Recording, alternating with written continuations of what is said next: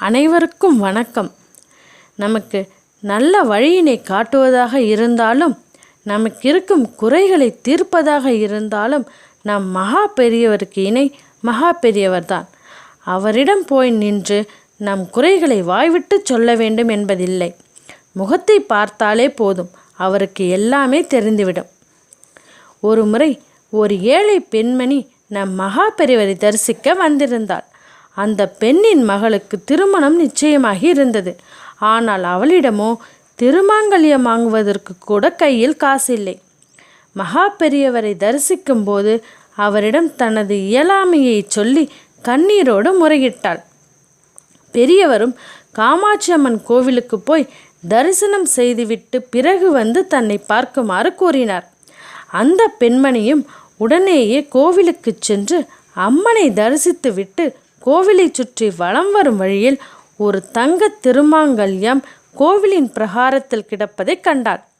அந்த திருமாங்கல்யத்தை கண்ட ஒரு வினாடி அதிர்ச்சியும் ஆச்சரியமும் அடைந்தாள் அந்த பெண்.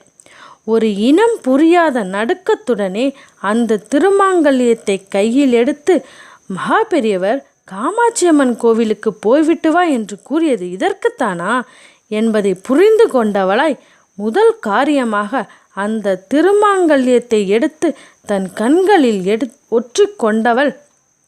பாவம், இதை தொலைத்தவள். இப்போது அவள் மனம் என்ன பாடுபட்டு கொண்டிருக்கின்றதோ என்று தொலைத்த அந்த பெண்மணிக்காக வருத்தப்பட்டாள். அப்படியே அங்கெங்காவது நிற்கின்றாளா என்று பார்த்துவிட்டு பெரியவரை காண புறப்பட்டாள். அந்த பெண்மணி வரவும் அவளை பார்த்து புன்னகைத்தார் மகா பெரியவர். ஒன்றும் தெரியாதவர் போல, என்ன காமாட்சியை தரிசனம் பண்ணிட்டியா என்று கேட்டார். அந்த பெண்மணியும் அதை ஆமோதித்தபடியே கையில் வைத்திருந்த அந்த திருமாங்கல்யத்தை பெரியவர் முன்னால் வைத்தாள்.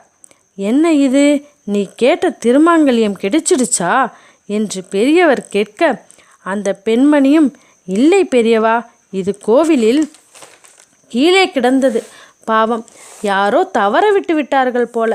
இதை தொலைத்த பெண் தன் கணவருக்கு ஆபத்து நேரப்போதன் அறிகுறி என்று பதறிக்கொண்டிருப்பாள் என்றாள். அப்போ இதை அம்பாள் உனக்கு கொடுத்ததா நீ நினைக்கலையா என்று பெரியவர் கேட்ட அடுத்த வினாடியே அந்த பெண்ணின் கண்களில் ஒரே கண்ணீர். ஏன் கலங்குறே என்று கேட்டார் பெரியவர். இல்லை, இன்னொரு பெண்ணோட திருமாங்கல்யத்தை போய் நான் எப்படி எனக்கு கிடைச்சதா நினைப்பேன்? அப்படி அம்பாள் எனக்கு கொடுக்கணும்னு விரும்பினா இப்படியா கொடுப்பாள் என்ற அந்த பெண்மணியின் பதிலை கேட்டு பெரியவர் அர்த்தத்தோடு சிரித்தபோது அங்கு ஒரு பெண் அழுது கொண்டே வந்தாள். பெரியவா, நான் காமாட்சி அம்மன் கோவிலுக்கு தரிசனம் செய்ய சென்ற இடத்தில் என் திருமாங்கல்யம் தொலைந்து விட்டது. எனக்கு பயமாகவும் அதே நேரம் பதற்றமாகவும் உள்ளது. ஏனென்றால் என் கணவர் வேறு உடல்நலம் இல்லாமல் இருக்கின்றார். எனக்கு நீங்கள்தான் ஒரு நல்ல வழியினை காட்ட வேண்டும் என்று கண்ணீரோடு வேண்டி நின்றாள்.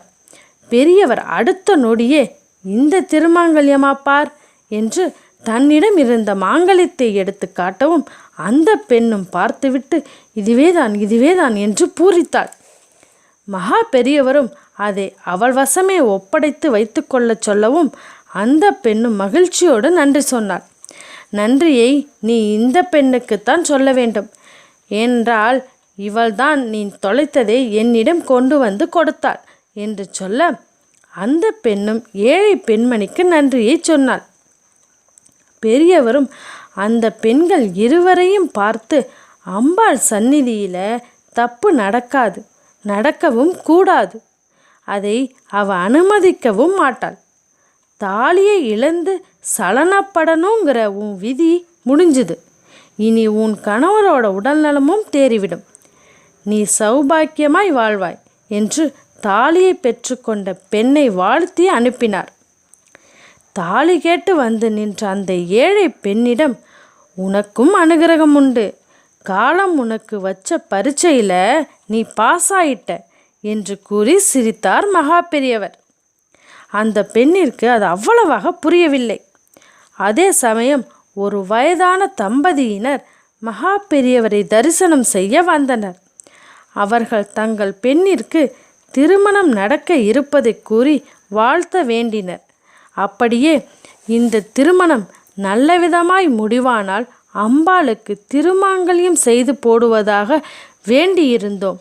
அந்த திருமாங்கல்யத்தையும் செய்து கொண்டு வந்துள்ளோம் என்று கூறி பெரியவர் முன்னால் ஒரு திருமாங்கல்யத்தை வைத்தனர். பெரியவர் அவர்களிடம், இந்த திருமாங்கல்யம் அம்பாளுக்கா என்று கேட்டார். அவர்களும் ஆமாம் என்றனர். அம்பாள் தனக்கு ஒன்றை பரிகாரமாக செய்வதை விட பிறருக்கு உதவியாக செய்வதையே மிகவும் விரும்புவாள். இது உங்களுக்கு தெரியுமா என்று கேட்டார். அந்த தம்பதிகளும் ஆமாம் என்று கூறினர். அப்படி என்றால் இதை நீங்கள் தானமாக யாருக்காவது தரலாமே என்று சொல்ல அவர்களும் குருவின் விருப்பம் எதுவோ அதுவே எங்களின் விருப்பமும் என்று கூற அந்த புதிய திருமாங்கல்யத்தை தவித்தபடியே நின்ற அந்த ஏழை பெண்மணியிடம் தரச் சொன்னார். அவர்களும் சந்தோஷமாக தந்தனர். அந்த பெண்ணுக்கு அளவிட முடியாத மகிழ்ச்சி. இப்படியாக மகா பெரியவரை நாடி வந்த பெண்ணின் துன்பமும் நீங்கியது. வந்தவர்களுக்கும் வந்த இடத்தில் ஒரு ஏழை பெண்ணிற்கு உதவிய மனநிறைவும் கிடைத்தது. அனைத்திற்கும் மேலாக திருமாங்கல்யத்தை தொலைத்துவிட்டு நின்ற பெண்ணிற்கும் திருமாங்கல்யம் கிடைத்தது. இதற்கெல்லாம் காரணம் எல்லாவற்றையும் அறிந்த நம் மகா பெரியவரின் அருள்தான். அப்பழுக்கற்ற ஒரு சந்நியாசியாலேயே நடந்தது, நடக்கப் போவது, நடந்து கொண்டிருப்பது என்ற முக்காலத்தையும் தெரிந்தும் புரிந்தும் செயல்பட முடியும். அதற்கு 20ஆம் நூற்றாண்டில் வாழ்ந்த நம் மகா பெரியவர் ஓர் உண்மையான உதாரணம்.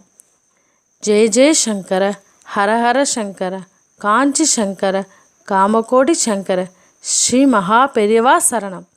நன்றி, வணக்கம்.